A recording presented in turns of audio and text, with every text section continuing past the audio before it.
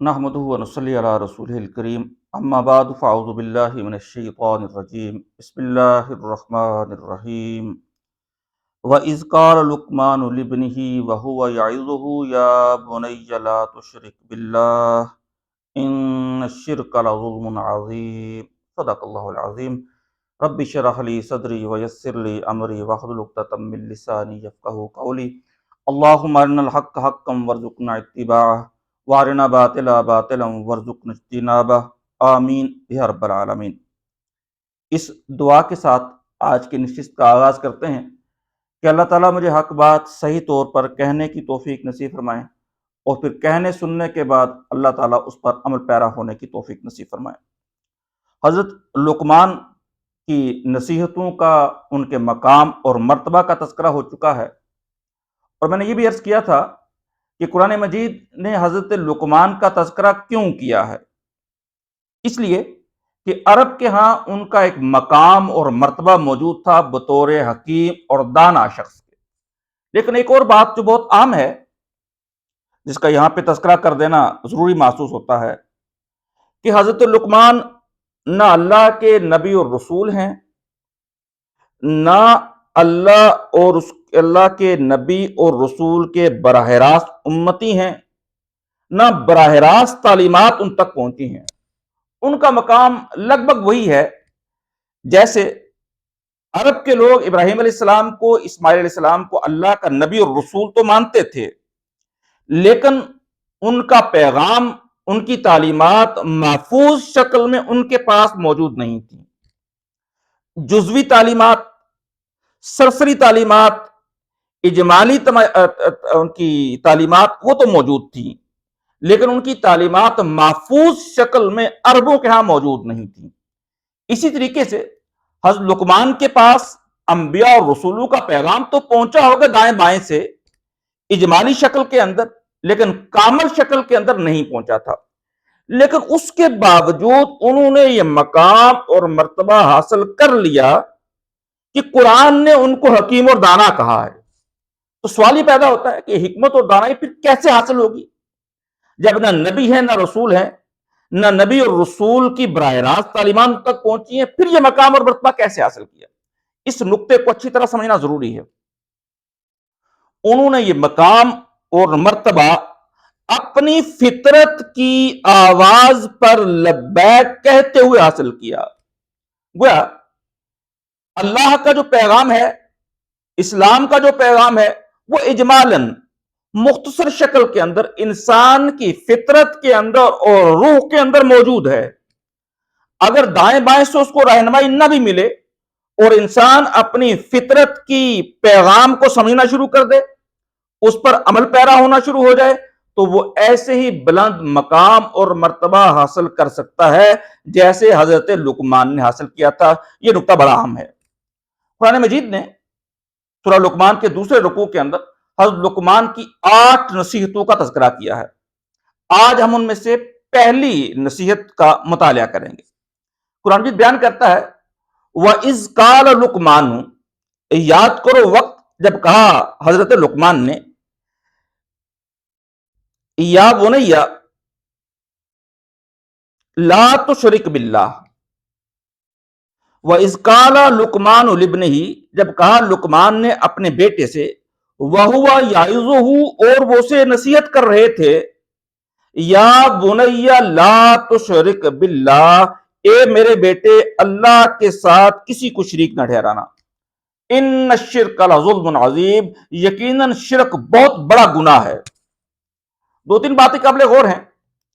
پہلی بات تو یہ کہ حضرت لقمان یہ بات کسی مجلس کے اندر عام پبلک کے ساتھ نہیں کر رہے، اپنے بیٹے کے ساتھ کر رہے ہیں، اور یا بنیہ کا لفظ یہ اظہار کر رہا ہے کہ وہ بیٹا ہے جس سے اس سے شدید محبت موجود ہے۔ ایک بات ظاہر ہے، جب آدمی دوسروں سے بات کرتا ہے تو وہ ہو سکتا ہے بے دلی سے ہو جائے، بے توجہی سے ہو جائے، عدم دلچسپی سے ہو جائے، لیکن جب انسان اپنے بیٹے سے کوئی بات کرتا ہے تو پوری دلچسپی کے ساتھ، انہماک کے ساتھ، اور ٹھیک ٹھیک بات اس کے سامنے بیان کرتا ہے۔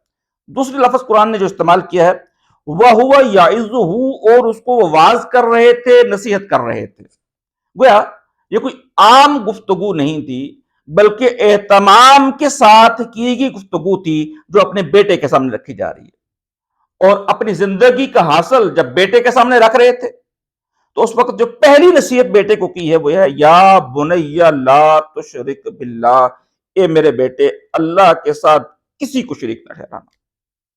اس سے پہلے لفظ شکر پہ ہم نے گفتگو کی کہ شکر کیا ہے، کہ جب انسان کے اوپر کوئی شخصیت کوئی ذات مہربانی کرتی ہے، احسان کرتی ہے، نیکی کرتی ہے، تو انسان اس کا جو جواب دیتا ہے اس جواب دینے کے جذبے کو شکر کہا جاتا ہے۔ اور 3 مراتب کا بھی تذکرہ ہوا اس کا۔ ایک ہے کسی کے احسان کو دل کے اندر محسوس کرنا اور تسلیم کرنا، دوسرا ہے زبان سے اقرار کرنا، اور تیسرا ہے عمل سے کسی کے احسان کا جواب دینا۔ اب یہی لفظ شکر کو جب اللہ کے ساتھ جوڑا جائے کہ اللہ کا شکر ادا کیا جائے تو اللہ کا سب سے بڑا شکر یہ ہے، اللہ کے شکر کی انتہا یہ ہے کہ انسان اللہ کے ساتھ کسی کو شریک نہ ٹھہرائے۔ دیکھیں، اگر کوئی دوست ہمیں چائے پلاتا ہے، ہماری خدمت کرتا ہے، ہمارا خیال رکھتا ہے، اور ہمارے دل میں یہ لازماً خیال پیدا ہوگا کہ میں بھی اس کا خیال رکھوں، اور اگر میں نے کسی کو 6 مہینے سال اچھے طریقے سے ٹریٹ کیا ہے، اس کو چائے پانی پلایا ہے، اس کو کھانا کھلایا ہے، اس کو دعوتیں کھلائی ہیں، تو لازماً میں کیا چاہوں گا کہ اگر زندگی میں کبھی ایک آدھ دفعہ اس سے ملاقات ہو جائے، کبھی موقع مل جائے، تو اس کو بھی میرا خیال رکھنا چاہیے۔ اور اگر زندگی میں ایک ہی ملاقات ہو اور میری ساری زندگی کا احسانات کو بھولتے ہوئے چائے پانی تو دور کی بات اچھی طریقے سے ملے بھی نہ، تو کیا کہیں گے ہم اس کو؟ یقیناً یہی کہتے ہیں کہ ناشکرا آدمی ہے۔ تو ہمارے اوپر اللہ کے کتنے احسانات ہیں، بڑے بڑے احسانات ہیں، پیدائش کے پہلے سے لے کے مرتے دم تک، بلکہ مرنے کے بعد تک اللہ کے احسانات جاری رہنے ہیں۔ لیکن اگر میں اللہ کے احسانات کی قدر نہ کروں، بلکہ اللہ کے کیے گئے احسان اور نعمتوں کو کسی دوسرے سے منسوب کرنا شروع کر دوں، تو ظاہر سی بات ہے اس سے بڑا ظلم کوئی نہیں ہو سکتا۔ انسان دوست کے احسانات کو نہ پہچانے، بہت غلط کیا، والدین کے احسانات کو نہ پہچانے، انتہائی غلط کیا، لیکن اگر انسان اللہ کے احسانات کو نہ پہچانے، اللہ کی نعمتوں کو نہ پہچانے، تو یقیناً اس سے بڑا شرک، اس سے بڑا ظلم، اس سے بڑا گناہ کوئی نہیں ہو سکتا۔ لفظ ظلم کے کئی معنی ہیں۔ اس کا ایک مفہوم جو بہت معروف ہے وہ یہ ہے کہ کسی شے کو اس کے اصل مقام پہ نہ رکھنا، اس کو اپنے مقام سے یا گھٹا دینا یا بڑھا دینا، یہ ظلم ہے۔ اسی طریقے سے اگر اللہ کے مقام کو ہم ٹھیک جگہ پہ نہیں رکھیں گے، بہت ساری چیزوں کو، بہت ساری ہستیوں کو اگر اللہ سے اوپر کر دیں گے اور اللہ کو ان کے نیچے کر دیں گے، تو ظاہر سی بات ہے کہ یہ بہت بڑا ظلم ہے۔ اور اسی کو قرآن کہتا ہے ان الشرک لظلم عظیم، یقیناً شرک بہت بڑا گناہ ہے۔ بخاری شریف کے اندر ایک روایت ہے، ابی بکرہ رضی اللہ تعالی عنہ بیان کرتے ہیں کہ نبی اکرم صلی اللہ علیہ وآلہ وسلم نے ایک دفعہ صحابہ کے سامنے تذکرہ کیا کہ کیا تمہیں میں بڑا گناہ نہ بتاؤں؟ تو صحابہ نے کہا کہ یا رسول اللہ آپ ضرور بتائیے کہ بڑا گناہ کیا ہے۔ تو آپ نے بنایا کہ سب سے بڑا گناہ یہ ہے کہ آدمی اللہ کے ساتھ کسی اور کو شریک ٹھہرائے، اور دوسرا بڑا گناہ یہ ہے اس کے بعد کہ اللہ کی نافرمانی کرے۔ وہ سب سے بڑا گناہ جو ہے وہ کیا ہے؟ سب سے بڑا گناہ یہ ہے کہ اللہ کے حقوق کے اندر کسی اور کو شریک کر دیا جائے، اور اس کے بعد دوسرا بڑا گناہ یہ ہے کہ والدین کی نافرمانی کی جائے۔ اللہ تعالیٰ ان دونوں ہی گناہوں سے ہمیں محفوظ رہنے کی توفیق نصیب فرمائے۔ وآخر دعوانا الحمدللہ رب العالمین۔